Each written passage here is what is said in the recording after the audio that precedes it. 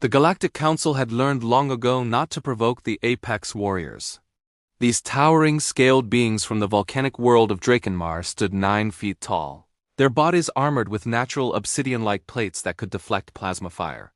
Their eyes glowed amber in the dark, and their strength was legendary, capable of tearing through reinforced durasteel with bare claws. For 3,000 years the Apex Warriors had served no one. Even their own Emperor Jarkan ruled by respect, not submission. The ancient texts spoke of the last being who demanded they kneel, a celestial overlord whose empire spanned 14 systems. The Apex Warriors had responded by reducing his throne world to ash. Humanity had encountered them only twice. Both times the meetings ended in tense standoffs. The galaxy whispered that it was only a matter of time before human arrogance met Apex wrath. Then came the incident on Station Helix 7. Leora Vance wasn't supposed to be in the lower decks. The human xenobiologist had been cataloging samples in the research wing when the explosion rocked the station. Alarms shrieked as hull breaches vented atmosphere into space. Emergency bulkheads slammed down, and Leora found herself trapped in a collapsing section with debris raining around her. Through the smoke and sparking conduits, she heard a sound that pierced through the chaos. High-pitched, desperate, terrified. She stumbled through the wreckage, her oxygen mask cracked, lungs burning. There, pinned beneath a collapsed support beam, was a small apex, barely 4 feet tall, its scales still soft and mottled with youth. A cub. Its leg was crushed, and its amber eyes were wide with panic. Leora's emergency beacon was damaged. No one was coming. She had maybe 10 minutes of air left. She could have run, should have run. The evacuation pods were 3 corridors away. Instead, she dropped to her knees beside the cub.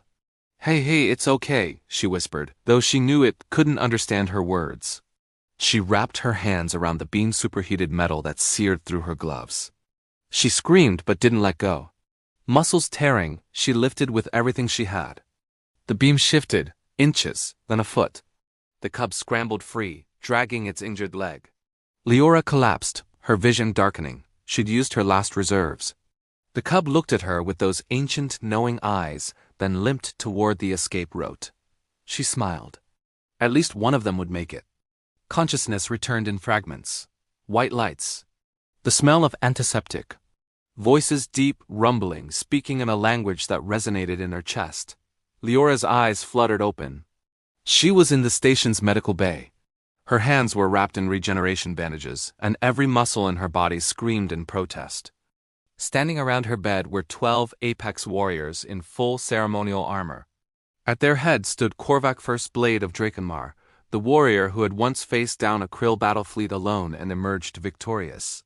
His obsidian plates bore the scars of 100 campaigns, and his presence filled the room like a physical weight. He stared at her with those burning amber eyes. Leora's heart hammered. She'd heard the stories. Apex Warriors didn't negotiate, they didn't compromise, they destroyed.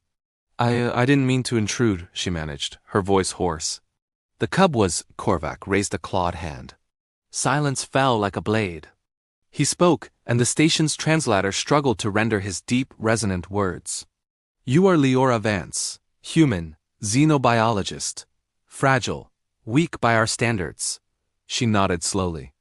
You chose pain over survival. You sacrificed your escape to free Sharakin. Blood of my blood, daughter of my sister. His eyes narrowed. Why? Leora met his gaze. Because she was scared. Because she was hurt. Because ... Quote, she paused, searching for words. Because it was the right thing to do. The warriors exchanged glances. One of them, an older apex, with silver threading through his scales, made a sound like grinding stone laughter. She realized. Korvac stepped forward. For 3 millennia, beings across this galaxy have demanded our submission. Emperors, warlords, gods. We have broken them all. His voice dropped to something almost gentle. No one has ever asked for our submission through kindness. He looked at the other warriors. As one, they moved. 12 Apex Warriors, legends who had never bent for anyone, lowered themselves to one knee. Leora's breath caught. We do not kneel in submission, Korvac said. His head bowed. We kneel in gratitude. We kneel in respect. We kneel before the human who saw not a weapon, not a conquest, but a child in need. Tears streamed down Leora's face. I don't need you to. Then understand this as our choice, Korvac interrupted. From this day forward, Leora Vance, you are kin-bonded to Clan Korvac. You carry our protection, our honor, our blades. He rose and the others followed. If you call, we answer. If you fall, we avenge. This is our oath. 3 cycles later, when the Zarkonian Empire made the catastrophic mistake of targeting Earth, they discovered what it meant to face humanity's allies. The Apex Warriors came. Not because the Galactic Council demanded it. Not because of treaties or trade agreements. They came because Leora Vance, the human who had burned her hand saving one cub, had sent a single message. Help. The Zarkonians learned what the galaxy already knew but had never truly understood. The Apex Warriors bowed to no one. But for those who earned their respect, they would burn stars.